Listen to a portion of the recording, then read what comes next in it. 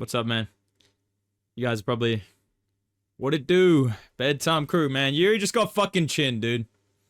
Yuri just got chinned in the main event, and now I have to pretend to care about Carlos Ulberg versus Paulo Costa, bro. This is the light heavyweight division now, man. The main event, it hasn't even updated on Google. I don't care what Paulo Costa, Carlos Ulberg, what's gonna happen after that. Carlos Ulberg wins the light heavyweight title in the first round. Very frustrating to watch as a Yuri Prochazka fan, and you know, just the way that it played out, it's obvious. We all knew that Carlos Ulberg had that ability on the back foot to pull people into shots, but the reason why I'm frustrated and the reason why I'm not happy about this outcome is because Yuri Prochazka gave that knockout to Carlos Ulberg. Carlos Ulberg, early on in this fight, buckled his knee. Something was really bothering him. It seemed to be a legitimate injury that was swaying things in Yuri Prochazka's favor. Yuri started to land really hard calf kicks after Rogan, of course, 3 kicks in, said Yuri's leg was done. He was actually starting to really land hard kicks on Carlos Ulberg, really attacking what he thought was that injury, which we don't know what it is yet, but it looked like Ulberg buckled something really badly. And then from that point on, I felt like this was Yuri's fight to lose. He was landing those calf kicks. He was actually ducking under a lot of the hooks from Carlos Ulberg on the back foot, who was very stationary because he was injured, and he did the right thing. He did a great job of just playing it smart, backing himself up and letting Yuri Prochazka come to him, not overly swinging and getting overly aggressive and risking getting caught or something like that. Carlos Ulberg played this extremely smart. Yuri Prochazka, bro, come on, dude. The fucking goofball gimmick in 2026. We learned this fucking lesson against Alex Pereira, bro. Don't update on fucking Google right now. We learned this lesson. We learned this lesson already against Alex Pereira, and now we're back. And we have Carlos Ulberg on one leg, and we run into the fucking left hook when he is basically stationary, standing on the spot against the cage. You know exactly what he wants to do. You're like, let me rush this with like 30 seconds left, bro. Why? Why, Yuri? Why, bro? Could you not let it play out to the second round, bro? Really fucking, really dumb move from Yuri Prochazka when I felt like this was his time. Now that Pereira was out of the division, nobody else has beaten him. This should have been his time to get the belt, but he fumbled it. Carlos Ulberg pulled it off. Great win on the back foot with that KO. I hope that he's not seriously injured and that we don't get to see him defend the belt soon, considering he took no damage outside of that leg injury. And now we have a new light heavyweight champion. It is Carlos Ulberg. You know, pay-per-view sales are going crazy right now. Everyone is so excited to see Carlos Ulberg slime out Yuri Prochazka. We all really wanted this outcome to happen. We did not want to see Yuri get the belt back and go on a run. And now we have Carlos Ulberg as the light heavyweight champion. I'm sure he's going to call out Alex Pereira in the post-fight. I do think he'll probably get Paulo Costa next. That seems like a very big, marketable matchup for the UFC. They're going to be making fights quickly. They already made a fight for Josh Hokett, which we'll talk about later. But yeah, pretty disappointing, man. I'm not going to get on here and pretend like I'm happy that Yuri Prochazka lost. It's actually really fucking lame to see, dude. It's so lame. Like, I'm sorry, but Carlos Ulberg, like, this guy has just no fucking hype, dude. This is like Magomed Ankalaev being champion again. This is basically the same fucking thing as Ank being champion. Except he's from CKB. He's a little bit more feint heavy, you know what I mean? But I also worry because I feel like now we are one fight away from Ankalaev being the champion again and things going into the dark ages, you know? So hopefully Paulo Costa and Carlos Ulberg have a banger fight. Hopefully Yuri Prochazka can get a win and maybe come back and fight somebody new for the belt or change things up a little bit. Maybe he goes down to 185. That might be a possibility considering he always comes in underweight for these championship fights. But yeah, dude, pretty disappointing end. I wish it was like a full-blown fucking fight. You know what I mean? The injury kind of made me like stop caring as much, and then boom, it's over. You know what I mean? Brutal KO for Ulberg. You got to give him credit for that. He put Yuri Prochazka out bad. Like worse than Alex Pereira, honestly. Really put him out bad. Had him stiff as a board. So congratulations, Carlos Ulberg. Great win from him. Surviving through that injury. That is a great sign to see for a champion. And Yuri Prochazka, come on, bro. We were supposed to fucking get the belt back, dude. We were supposed to get the fucking belt back. I wouldn't have even been mad about any of these other outcomes if you fucking won, but you sold, bro, and now my weekend is fucking ruined. Again, this fucking guy, Carlos Solberg, ruins my fucking weekend. It is what it is, dude. I don't know who I'm gonna bandwagon next, but somebody's gonna do it, man. Regardless, Solberg is the new champion. Co-main event, this was a really good performance, man. Paulo Costa absolutely fucking destroyed Azamat Murzakanov with a head kick in the third round. Now, the first round, very dominant as well. Second round was a little bit closer. I thought Murzakanov bounced back quite well. But the first round, Paulo Costa was chewing him up with the body kicks, inside leg kicks as well, dropped Murzakanov with the jab on the inside, landed some good ground and pound on top, did a little bit of damage with elbows. Very good round for Paulo Costa starting off. The second round, I gave it to Murzakanov. He hurt Paulo Costa a few times. He pressured him back. He was landing with the boxing shots, straight punches to the body. He'd get in close, boom, uppercut, hook over the top with that left hand. Really nice combinations that seemed to slow down Paulo Costa as he was touching the body more, walking forward, jiggling towards Paulo Costa, and landing his boxing combos in close, which I said would be a big weapon for him here, dealing with a long-rangey kicker like Paulo Costa that needs that kind of open space to get going. But in the third round, when it's 1-1, and honestly, I felt like the momentum was kind of swinging towards Murzakanov. Third round, he just had fucking nothing. He literally just had no energy left. Paulo Costa blasted him with a head kick on the guard. It seemed like it broke his arm or maybe his forearm. And then Paulo Costa landed a few more head kicks and Murzakanov just kind of flopped down to the cage. And that was the end of it. So very, very impressive performance here from Paulo Costa. Lighter man skill taken over as he fucking brutally KOs Azamat Murzakanov in the third round with a head kick. He is very successful against southpaws. I guess that is a weapon that people need to realize when you're talking about Paulo Costa breaking down these fights. I thought he would have a lot of success with the kicks, but I'm very surprised by Murzakanov kind of dying off a cliff in that third round, especially after he won the second round. But Paulo Costa looked really fucking sharp, dude. He looked good. I was a little bit worried going into the fight when he lost his abs and he was kind of blobbed out. Same with Carlos Solberg, but clearly that was fucking wrong. So Paulo Costa, sharp, hard kicks, dealt with the grappling decently well. Also, Azamat Murzakanov got a takedown in the second round, and Paulo Costa, even though it looked like he was slowing down, he exploded back up to his feet. He got on top. He landed a nice knee to the face up against the cage in the end of the second round. So this was a good win for him. He's now going to be top 5 in the light heavyweight division. I'm pretty sure this guy only started glazing Trump after. And can I just say, I love watching these fights, but man, when we don't get replays of the finishes or any breakdowns of the fight, and instead we just get 2 minutes of fucking politics breakdowns ringside, or fucking AI promo ads for the White House card, that adds to my frustration on top of seeing Yuri Prochazka walk himself into a fucking KO. Okay, because I would have loved to see a fucking, maybe look at the light heavyweight division. Oh, who's next for Paulo Costa? Oh, man, maybe we give him a title shot. No, we have to go through fucking the entire FBI is here. Let's break that down. Let's get a 3-minute intro for Donald Trump. Let's not give Aaron Pico a post-fight interview. Fuck you. Get this shit out of here. Get the AI fucking ads out of here too. But regardless of that, I think Paulo Costa was doing some strategic political glazing after this fight to maybe get himself a title shot. And I can see it happening. I mean, the light heavyweight division, like I said, we're kind of in a new turnover period where Yuri Prochazka has now lost 3 title shots. Let's not go for that. He's falling down the rankings now after a brutal KO. Ankalaev, the UFC will do anything in their fucking power to make sure this guy never touches the belt again. But he is 1 fight away.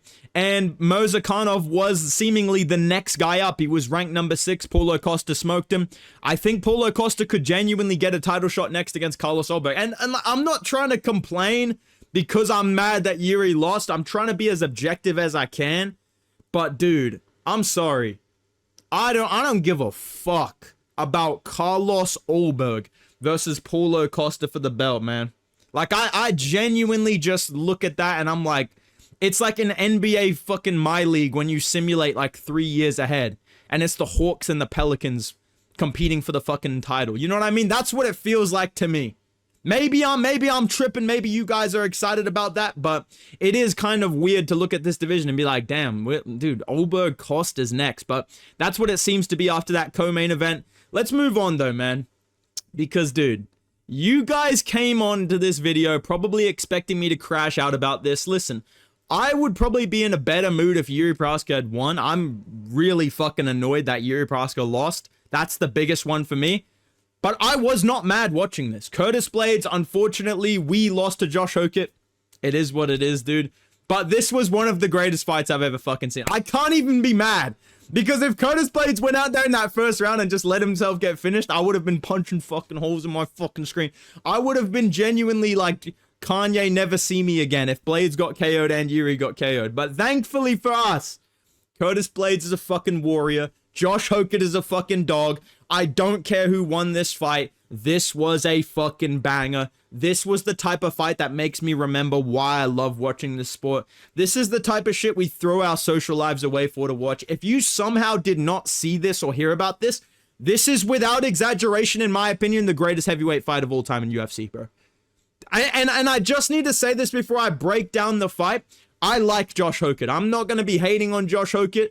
I like this gimmick, dude. I like that this guy brought in all this trash talk, all this goofy shit. He's flipping off Blaydes.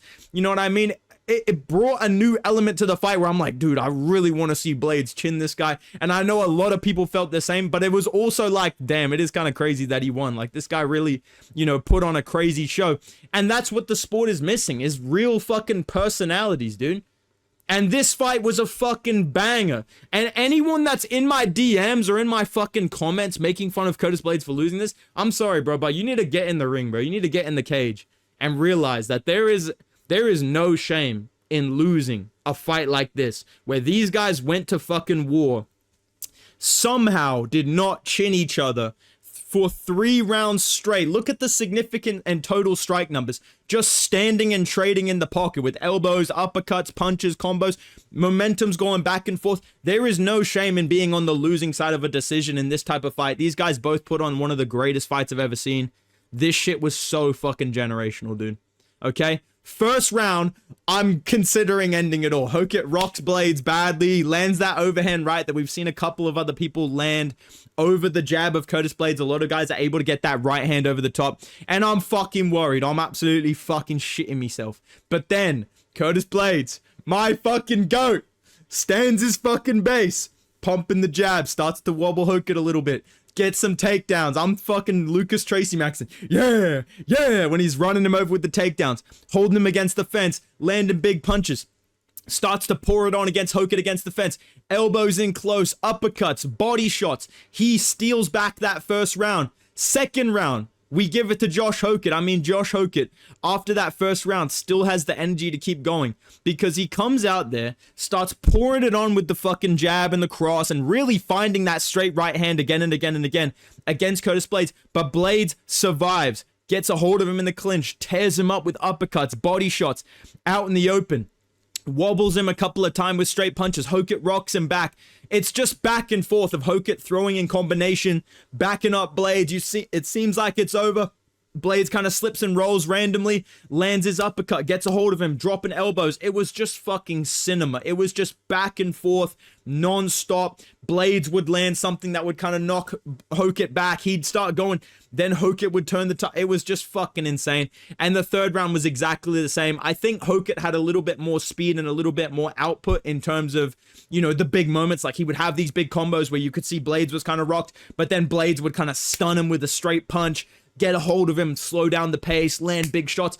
It was super competitive back and forth. I could have seen it 2-1 either way, but I'm not mad that Josh Hokett won. I do think he deserved to win round 2 and 3 based on the output that he had and the shots that he landed. This was a generational fight, and like I said, man, you can't be mad watching this. Like, you can't be an MMA fan and watch this and be like, dude, fuck you, bro. Fuck Curtis Blaydes, bro. You fucking lost it. It's like, bro, he literally went to war. And this saved heavyweight, in my opinion. Not only did Josh Hokett add some excitement to the division, not only did Curtis Blaydes stand his base, test this guy, put on one of the greatest heavyweight fights of all time, but right after this, I called it. Derek Lewis would not be missing the White House card. They literally booked Hokett versus Derek Lewis for the White House card the second this fight was over. And I think that's a great idea. Just turn this dude right around. Super impressive fight. Super exciting. And like I said, dude, I like this Josh Hokett character. I like the gimmick. I like the energy that he brings. Obviously, I'm sad for my boy Curtis Blades, but I'm glad he put on such a good fight. And these guys need the fucking bonus. I don't care what else happened on this card. This is not only fight of the night. This is a contender for fight of the year. This should obviously be fight of the month. I don't care what else happens. Generational fight on this main card. All right, dude. Next fight of the night. How the fuck did this happen back to back? Because right before Blades and Hokett go in the fucking greatest fight of all time, we have Dominic Reyes and Johnny Walker having a technical outside foot battle. Having a fucking lead foot battle. And can I just say, this is the segment of the video where I fucking crash out about the commentary. Because this commentary was some of the worst I've ever fucking heard in my life, dude. Daniel Cormier and Joe Rogan, oh my god. Please get these guys off the commentary. Please give us a muted commentary option on Paramount. I cannot stand listening to these two. They piss me off so much. I'm glad Dominic Reyes won this fight. He clearly won it, in my opinion. Johnny Walker did nothing but spam fucking calf kicks. He literally did not land a punch. First round, I gave it to Reyes. He landed some cleaner shots. He landed the jab. He landed his left hand on the break of an exchange. And he was trying to land that head kick on the guard. Walker was just spamming fucking low kicks and moving around. Did nothing else. Commentary during this fight, especially in the second round. First round, kind of close, whatever. Second round, they just completely ignore a moment where Dominic Reyes wobbles Johnny Walker with a straight left, kind of sits him down in the chair for a second with a straight left, and they're talking about Pitbull versus Pico. They're just talking about the fights like they're sitting on the couch watching fucking TV. Dude, you are commentators. Talk about the fucking fight going on and stop just glazing Johnny Walker for low kicks because you're Joe Rogan. They literally say, Joe Rogan, this bald fuck, he literally sits on commentary. He goes, listen, the calf's not compromised, but he's still throwing a lot of those and that might damage the movement. It's not compromised, so why are we still fucking talking about it when Dominic Reyes is actually throwing punches? You bald fuck. How about that, dude? How about that? Why are we talking about calf kicks if they're not doing anything? And Reyes checked half of them in the fucking second and third round. What's the point? Because that's all Johnny Walker did was move around on the outside and throw fucking calf kicks. Dominic Reyes actually tried and managed to land punches. So therefore he wins this fight. It was a terrible fight. It was boring as fuck. And I didn't think it could be any worse, but the commentary made me genuinely reconsider watching this fucking sport. I'm so glad that the Blades and Hokett fight happened and the Paulo Costa performance happened. Otherwise, dude, if Mirzakhanov just blobbed Paulo Costa and you know, Hokett chinned Blades in round one and then Yuri got colded, I'd genuinely be starting bedtime NBA. Like, I'd genuinely be done with the fucking sport. But thankfully, we had some good fights after this boring fuck. I'm just glad Dominic Reyes won and he didn't get robbed. Okay, dude, that's all that matters, all right, man? Cub Swanson, beautiful retirement. I feel like he's definitely been overshadowed by the rest of this card, but shout out to Cub Swanson, man. This was a fucking beautiful performance. Styled on Nate Landwehr. Too quick for him, too powerful early on. We knew that straight right would be there, and Nate Landwehr just couldn't recover, man. Cub Swanson put him down a couple of times. Herb Dean kind of bought into the aura farming of Cub Swanson and stopped the fight. I thought it was a bad stoppage at first, but I actually think it was a pretty good one because Nate Landwehr did try and wrestle Herb Dean after. So really, really good performance from Cub Swanson. Glad to see him get a full retirement from the UFC as well. This guy is a real deal legend of the sport, man. If we're giving retirement packages to fucking Anthony Smith and Michael Chiesa, I'm glad that Cub Swanson got a real legit send-off because he was a full-blown contender in the featherweight division for such a long time. So many legendary fights, so many names on his resume, win or lose, that you have to put this guy in that type of discussion as one of the best, you know, most memorable featherweights of all time. So shout out to Cub Swanson. Great retirement to end off his career. I went 1-4 on the fucking main card. I want to kill myself. I actually did really good on the prelims too, which is the most annoying part. Okay, dude? And you know what? People fucking forget, man. I had some fucking good picks on this card, dude. Until that main card hit. But it is what it is, man. The main card, how do I summarize this before I talk about the prelims? I think that the main event, kind of disappointing, kind of anticlimactic. I mean, a brutal KO, but it's happened to Yuri Prohaska, so it doesn't count. We don't like that. It's AI. We don't want to see it. You know, Hokit Blades, generational fight. That carries really hard. Reyes Walker was terrible. Cub Swanson had a good performance. Mirzakhanov got slimed. So all in all, I'll say this main card was like a 7 out of 10. I don't think it's better than 299. I don't think it's better than 314. But I think, you know, it's not terrible. It was a pretty good card, all things considered. Obviously, some outcomes are very personally, you know, disappointing to me. But being objective, I'd say that main card was like a 7 out of 10. I think it could have been a little bit better. Obviously, if Yuri won, I'd be saying this was a 10 out of 10. But that's just how I see it, man. All right, man. Headline of the prelims, Aaron Pico beats Patricio Pitbull. Very good performance here from Aaron Pico. I thought Pitbull won the first round. I know on commentary, DC and Rogan were complaining about that, but these guys literally have no idea what they're watching anymore. Pitbull won the first round, in my opinion. He was a lot more calm. He was a lot more accurate with his shots. He wobbled Pico with like a hard calf kick. And honestly, it seemed like he kind of rocked Pico every time he landed a clean jab, which is a little bit concerning. But he also did land a straight right hand that wobbled Pico, opened up a cut on his nose. And it looked good for him. I mean, Pico got a takedown early on, but Pitbull did a good job of getting back up. And then in the second and third round, Aaron Pico turned it on. He showed his full skill set. He put on a really, really good performance. I don't want to take anything away from this guy. Second round, could not miss with the fucking straight right. It literally seemed like Pitbull was just standing there just frozen on some Dan Ige shit. Maybe he really is the new generation Dan Ige, because he just stood there and did nothing. And Pico started to open up with combos, double jab cross, hook cross, you know, cross, body rip, uppercut, really letting go with his hands, landing big shots, starting to really damage Pitbull badly. Nasty combinations, mixed in a takedown late in the round as well. Just looked really comfortable and smooth on the feet. Same in the third round, let go with the combos, mixed in some takedowns, and very dominantly won the second and third round. This was a good performance from him. It's great to see him improve from how he looked against Lerone Murphy, where it was like he was speed running, winning a fucking UFC fight. This one, he was a lot more patient. He was a lot more composed. He showed his full skill set without being overzealous. He still looked a little bit wobbly in moments when he got touched clean. That is kind of concerning, you know, in the featherweight division. They're not necessarily these massive power punches, but skill set wise and physically wise, Aaron Pico looked really good in this fight. This was a good win for him. All right, man. Second last fight of the prelims, Kevin Holland. I knew it, dude. I fucking knew it, man. I was going to pick Randy Brown, but then something called out to me. It might have been Demetrius Johnson, but something called out to me and said, no, you know what, dude? Pick Kevin Holland. He's got this. And he fucking did it, man. This is what he does, you know? It is what it is, mate. This was a good fight for the first two rounds. I thought this was really entertaining to start off. The third round got a little bit dull, but we'll talk about that. First round, close. Both guys seemed to hurt each other. Randy Brown landed a nice check hook, but Holland was chewing up the calf with the calf kicks and then seemed to drop Randy Brown in the middle of the round. I wasn't sure if it was a slip or a knockdown. It seemed like he landed something big and got on top of him. Randy Brown landed a fucking nasty up kick from the guard at the end of the first round.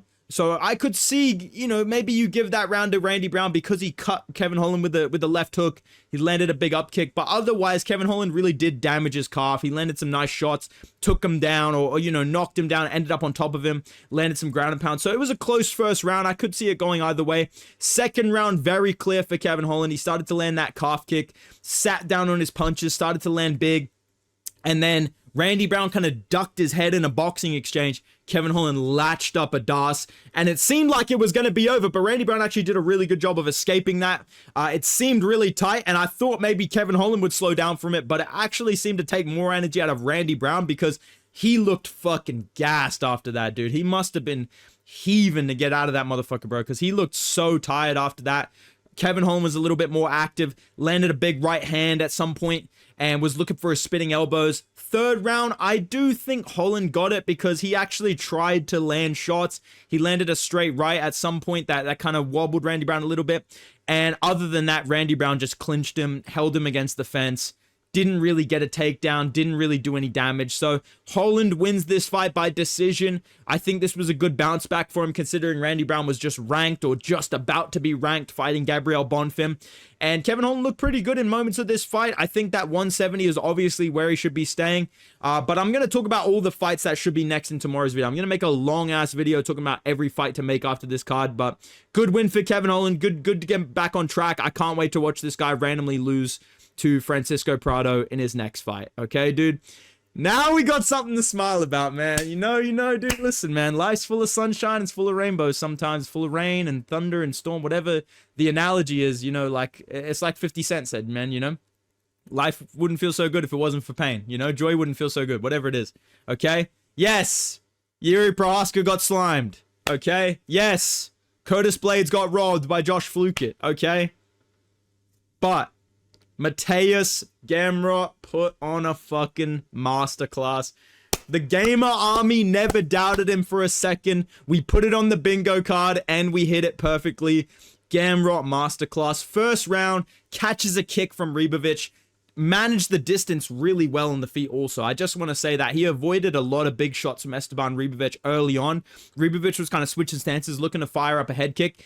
As soon as he threw an inside leg kick, Gamrot caught it, took him down, controlled him for the entire first round. Second round, Ribovic did a little bit better to avoid the takedowns. He stuffed one shot, kept it standing a little bit longer.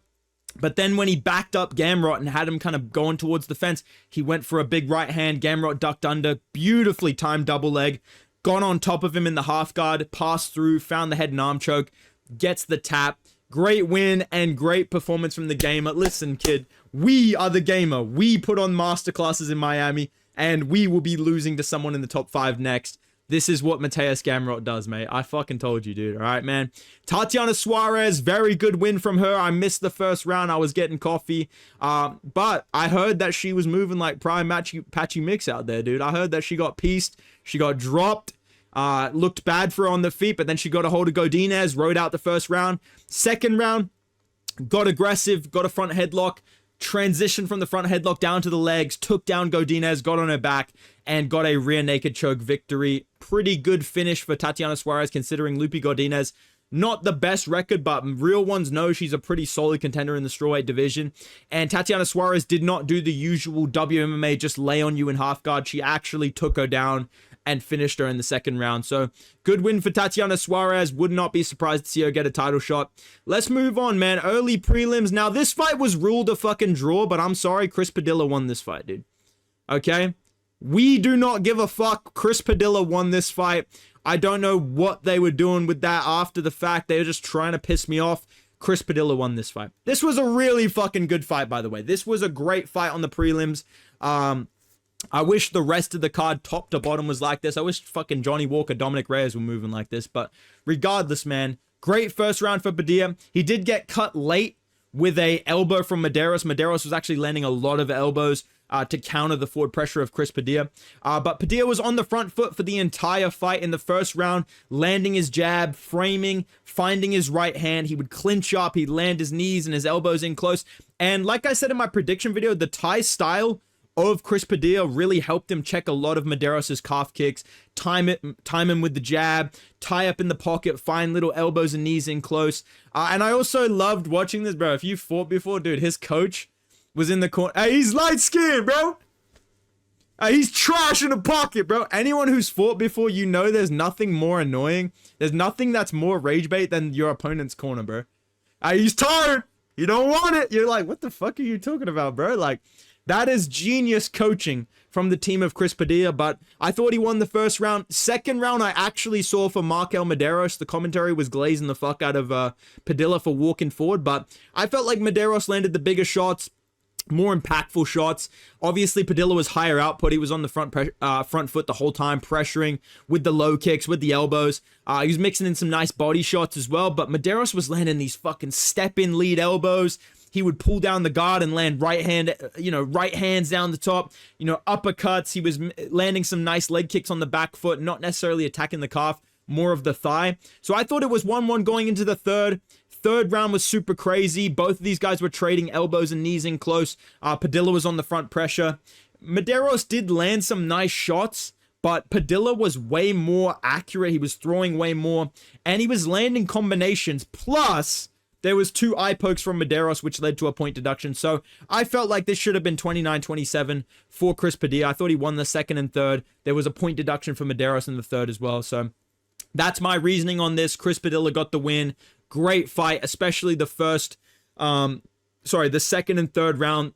Really entertaining. I wish the eye pokes weren't a factor on it. But I did like the reffing on this card, and I'll talk about that with the Charles Radtke Prado fight as well, but the refereeing was very consistent on this card. You know, there was a warning for an eye poke, and then if you did it again, you would get a point deduction. We saw that in this fight. We saw that in Radtke Prado as well. I think that needs to be the fucking standard moving forward. I think we need to be setting it in stone that that's how we treat eye pokes, because you saw after the prelims, that shit did not really come back up again, except for like, I think Paulo Costa Azamat had an eye poke, but otherwise, it was not a factor. It was not something that, you know, bothered the rest of the card, and it swayed the fights correctly, in my opinion. So that was good reffing.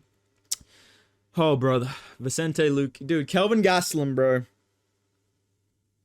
What the fuck is KG doing, bro?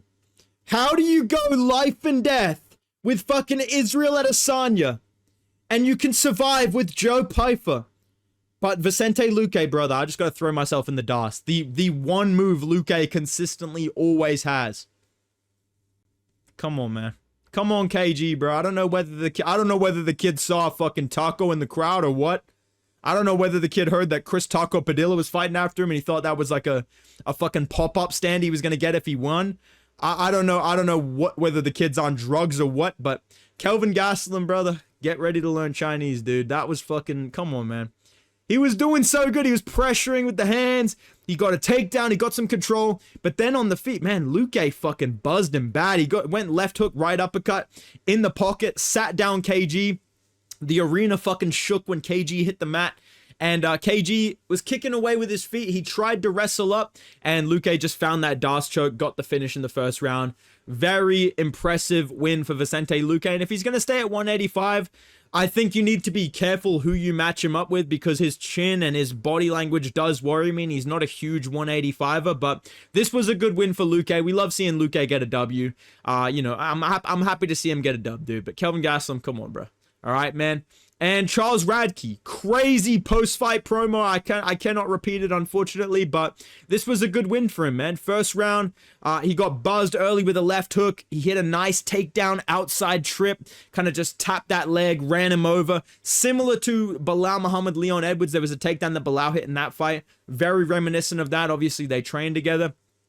And just kept down Francisco Prado for the first round. Second round, he got a double leg, got to the back, had the body lock, but Prado did a good job of reversing position, ended up in the guard. Could have stole the round. He had kind of enough time to land damage, but Radtke cut him bad with an elbow off his back. And then in the third round, when it's 2-0 Radtke, Prado is super aggressive, walking forward, landing hooks, landing body kicks. Had a nasty guillotine attempt as well. Radtke was shooting some takedowns. He got stuffed. He really forced the issue and ended up in a guillotine. That looked tight, but Radtke got out of it. Prado gets a point deducted. Again, he had a really nasty eye poke. He was warned at the start of the second round about his fingers being up. So in the third round, when he had that eye poke, he got a point deducted, and I think that was a great move by the referee. Radtke got out of the guillotine, ended up on top, wins the fight by decision. This was a good performance from him, man. He looked really good.